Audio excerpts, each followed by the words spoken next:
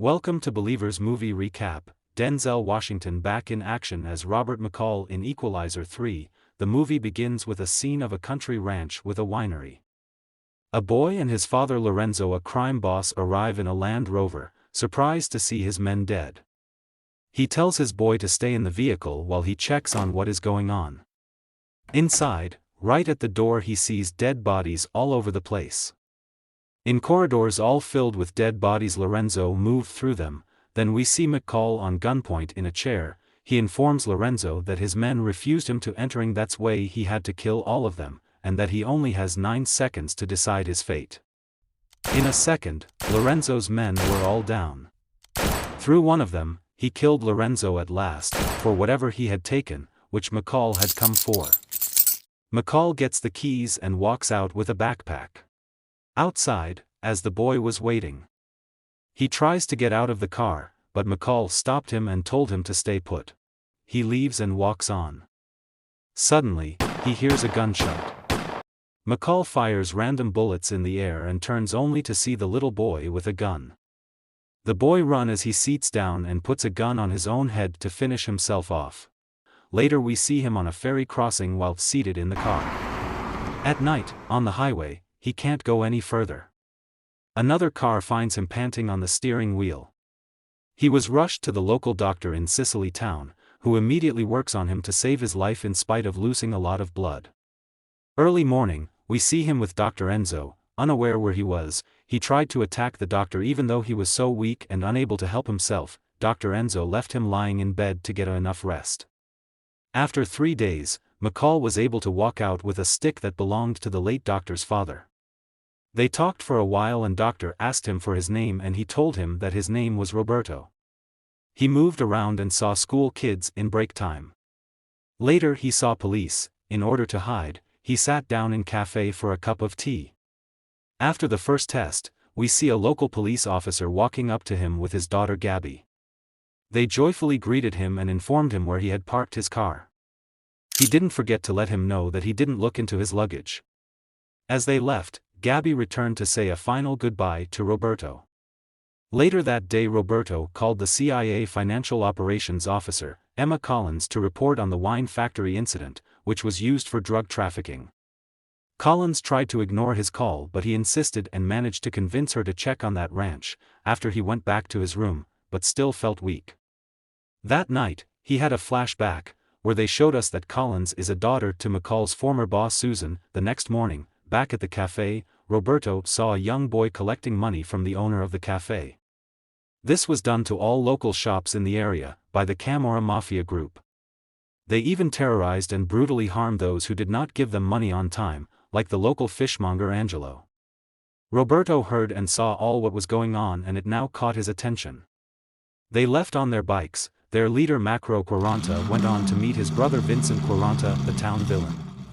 Vincent coming out from a curtain house, he met his young brother Macro. As they discussed business, we see the old man thrown out through the window by Vincent's men, hanged right before his family.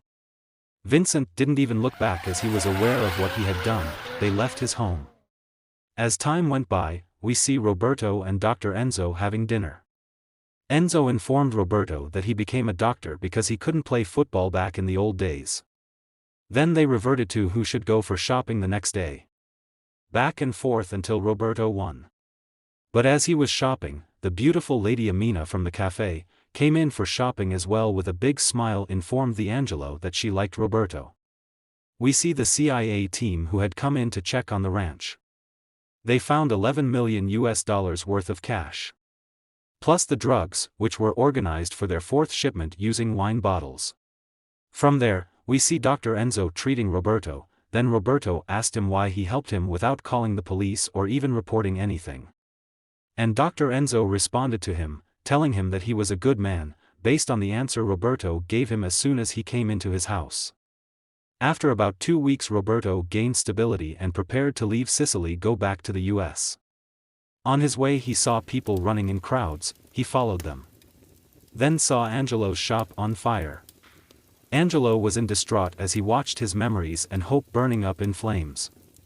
Everyone was focused on the fire, doing whatever possible to stop it, yet across the street, the narcotics dealers, Macro and friends were watching and enjoying the unfolding of events. He cancelled his trip due to the need he saw at that moment. Then we see Gio checking on the CCTV cameras, as a procedure in the investigations for the cause of fire. He saw that it was burned down by the Macro and friends. Immediately he reported the incident to his superiors. Roberto asked Amina, the beautiful lady, how long she had been serving at the cafe, and she responded that it had been 20 years down the road. She invited Roberto out on a date to show him the town's best foods. They enjoyed each other's company, along with all the people through the night. The villagers came together to enjoy a street movie night. That morning at the cafe again, he saw Collins, CIA operative, stalking him. He told her, "If you want a nice one, you can tell me to turn and you can take the perfect pic." After he invited her to his table for a discussion, Collins immediately asked him who he was, what he was doing at the ranch, whether he was the one who killed Lorenzo. How he knew that he was talking to her on the phone. She also wondered what else he could tell her about the villains in town. Next day, Gio received a call as he had gone to pick his daughter from school. He rushed home in shock, calling his wife Chira and daughter, only to find Macro with friends in his house. They hit him so bad and questioned him about the CCTV footage, threatening him with a gun on his daughter's head.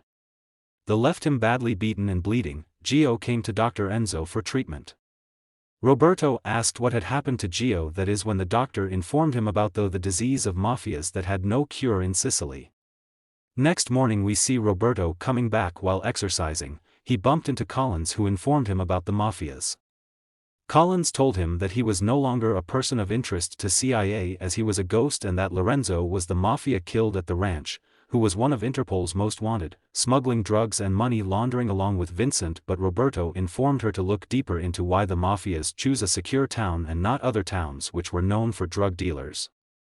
She agreed to get back to him with an answer, and he promised to inform her why he picked her for the information. We see Gio and Chira with their daughter out for dinner before Macro coming up to their table to tease them in public. Suddenly, Macro saw Roberto looking at them from across the room. Macro went to his table to warn him about meddling in other people's business. Roberto responded that he, Macro and friends, had made it impossible for him to stay out of their business as they treated people so hard, and that their time was unfortunately over. Roberto squeezed his middle vein and started counting down for him. Macro ordered his men to move out as he was in too much pain. Pain compliance technique. Then he was told to draw his gun and place it on the table and move out slowly. Macro moved out, filled with anguish and ashamed by the Americano. Outside and furious, one of his boys went to pick the car, but it suddenly came and just crashed into one of them. The driver was already dead. Now 2 people down, and the third one was attacked from behind by Roberto using a wine bottle as Macro reached for his knife. Roberto broke his hand and used his knife to stab him several times before putting it in his throat. The police only found dead bodies and drugs. Gio could not believe that Macro and friends had died after what they had made him go through. In Rome, we see the CIA boss Frank Conloy communicating to Collins on what had happened to Macro and friends. They discussed which next course of action to be taken.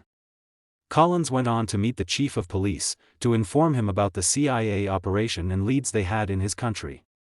She had a list of men that she needed to interrogate. The chief of police informed her that she could not interview one of the guys, but it was him she started with. She promised to give him an opportunity if he gave them the information they needed. From there they raided one of the hideouts of the terrorist group based on the information they had got from the prisoner. The tactical team went in, shooting 2 kill in search for drugs and more leads to the terrorists. Then we see the chief of police entering in Vincent's house heavily guarded. This showed that they were working with each other in the drug trafficking. Vincent was mourning his brother's death. The chief of police saw things as they were not good and that CIA was about to catch up on them soon or later. He opted to pull out, but instead Vincent the Mafia cut his hand off. The chief was rushed out from the backyard to hospital for treatment with his hand in the basket. The Mafia swore to get revenge for his brother Macro, and he knew where to start from. The Camorra Mafia group, led by Vincent, planted a bomb in one of the cars of CIA team as Collins was coming out to go to hospital in order to meet with the chief of police. She received a call from Roberto, warning her about the Camorra. This call delayed her and also saved her life, as the bomb went off, she only got minor injuries. In agony and pain, she was rushed to hospital for treatment. Vincent and his men grabbed the police officer, Gio, and his family straight to the village square in the middle of the night, waking up people in demand for the killer of this brother Macro. The locals were scared of him. Before everyone's eyes he shot a bullet through the Joe's ear and threatened to short him in the head along with his family. As things were terribly unfolding, Roberto was forced to come out and put his guns down. He told the Mafia to release Gio and kill him instead, because he was the one responsible for the death of his brother. He wanted to shot him dead from that moment, but Dr. Enzo came out with a gun and fired a warning shot. Also the people pulled out their phones and started recording the incident. Vincent was forced to abandon his mission and swear to get back at each and every one of them. Roberto also told him that he not scared and that he shall be waiting on him to come. Vincent and his men drove and left the square. At home Vincent promised his men to have his head cut off, but not long Roberto attacked the Vincent's house at night, take his guards one by one, with guns and in combat fighting. The Mafia, Vincent was asleep, blood dripped on his face. He woke up wondering as to where it was coming from. He checked and saw more blood besides his bed. Same time his roof of glass caved in, falling on him with one of his guard strangled on a rope. He checked his gun closet and pulled out a machine gun, scared to death, calling his guards, but only to find that they had now in deep terror. We see him strangled on one of his house poles. He was made to swallow his drugs in plenty, gashing and begging for his life. Roberto cut him loose. He followed him from behind as he tried to find his way out. Unable to walk or stand, he managed to get out of the house. Through the gate into the street he got knocked down by the car but kept on crawling and pulling himself on the ground. Roberto stalked him from a distance. Eventually his heart weakened and he dead in the middle of the street with no one to help him but only drugs besides him.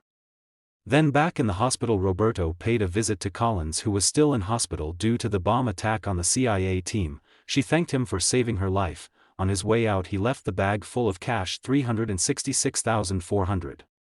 He explained that it was pension for Dayer, a bricklayer back in the US, which had been taken by Lorenzo after cracking into their union's bank account, hence taking all their pension. He gave the bag to her, and after we see her delivering the same to the family, which was at the verge of losing their house as they had no hope left, after losing their money to the Mafias.